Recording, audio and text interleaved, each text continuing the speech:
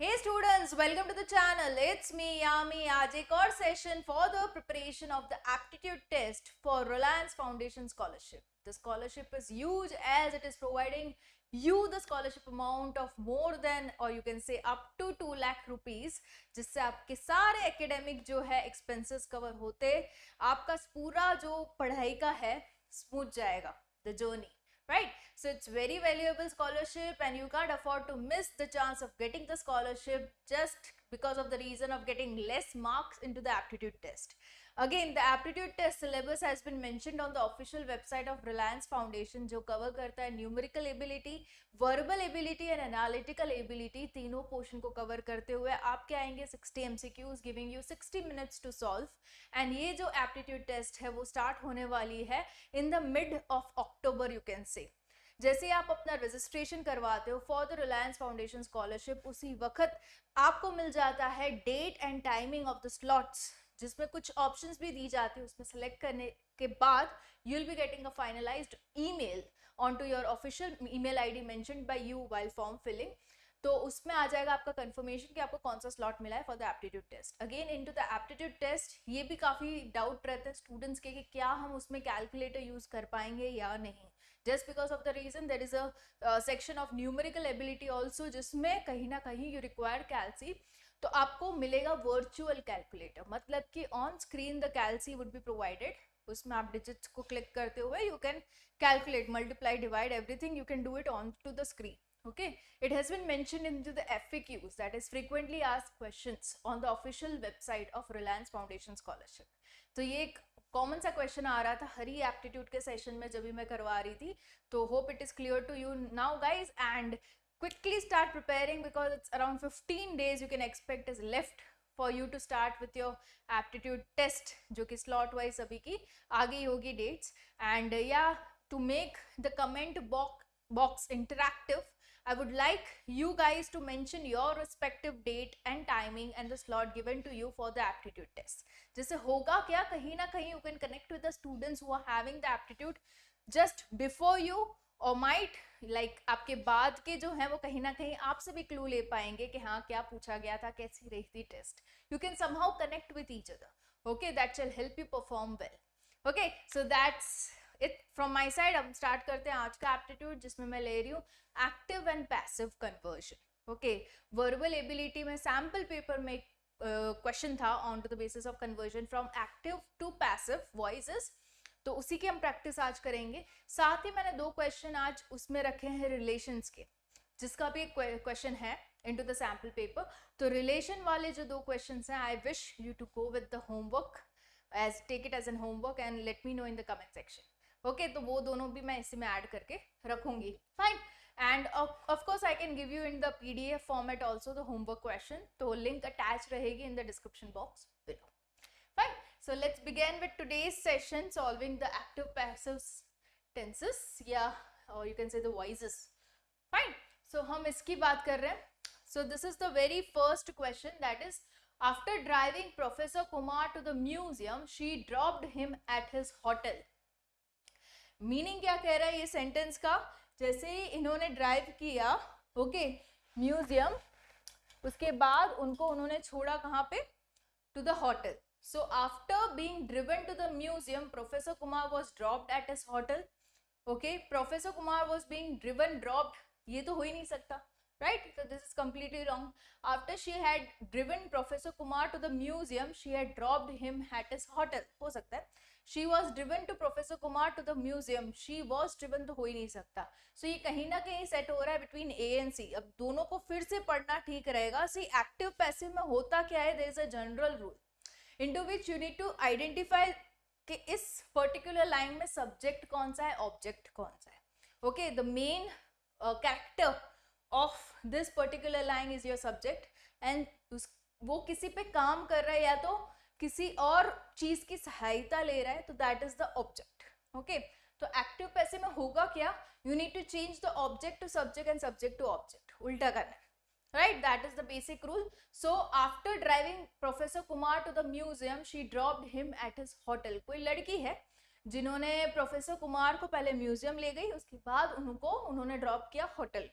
This is the Hindi ideal simple meaning of this sentence. Now, after being driven to the museum, Professor Kumar was dropped at his hotel.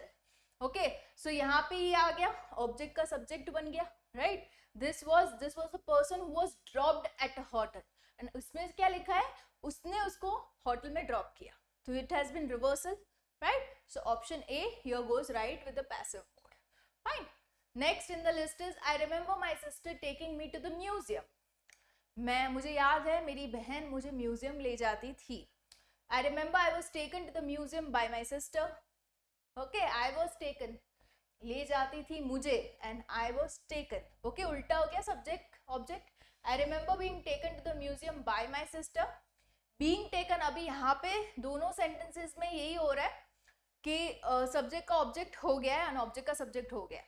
Reversal तो हो गया है, but यहाँ पे आपको verb देखना है.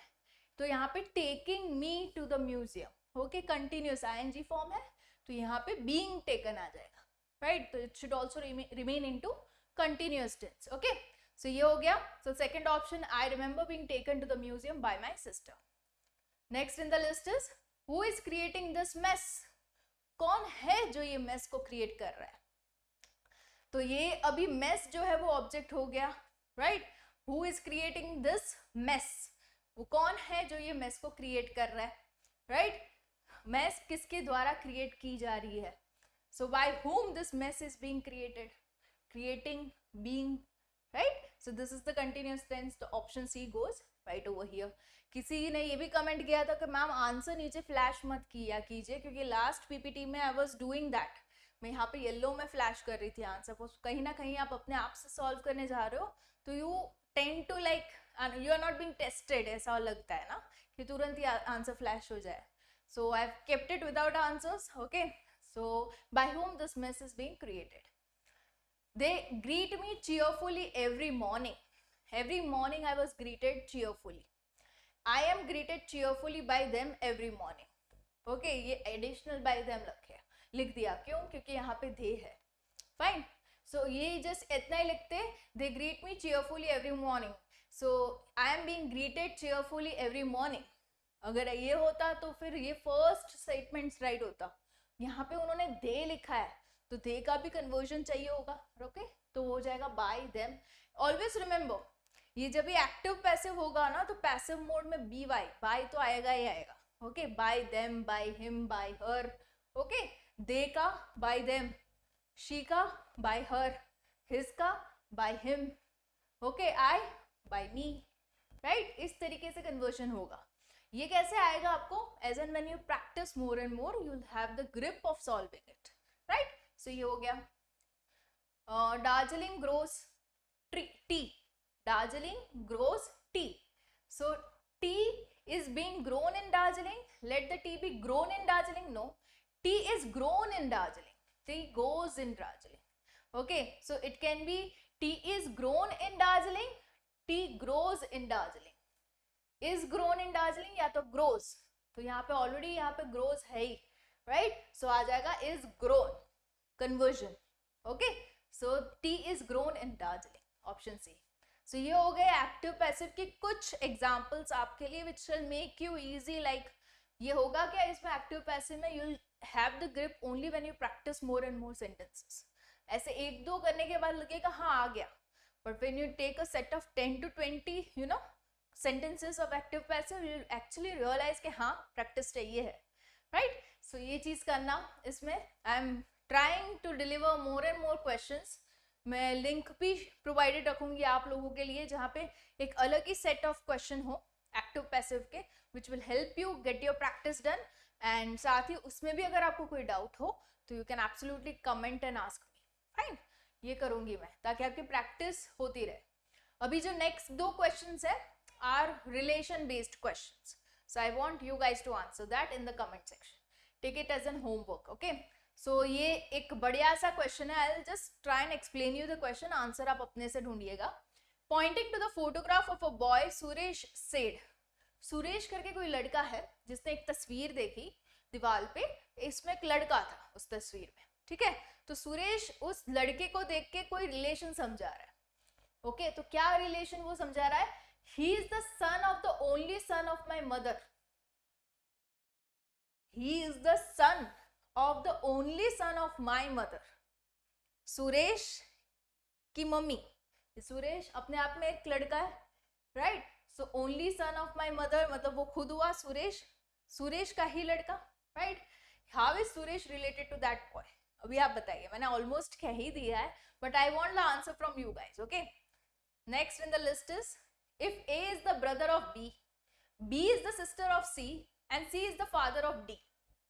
इसमें एक अच्छा सा एक चार्ट बनाइए जिसमें आप पापा जो फादर वाली जनरेशन है उसको ऊपर रखिएगा, जो सिबलिंग्स है भाई बहन वाले को सेम लाइन पे रखिएगा, right? So how D is related to A, ये अभी आप बताइए, ठीक है? Once you draw the chart you will realise what is the right answer.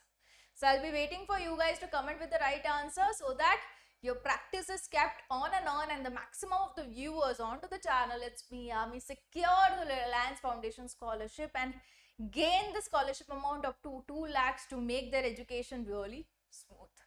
All the best guys. I'll be coming up with more such video. We still have 15 days around remaining for you guys to start with your aptitude. So बिल्कुल से इस 15 दिनों में will make it very sure to have बढ़िया सी practice to have बढ़िया सा score in the aptitude test, right? All the best. See you soon in the next video only on the channel. It's me, Yami.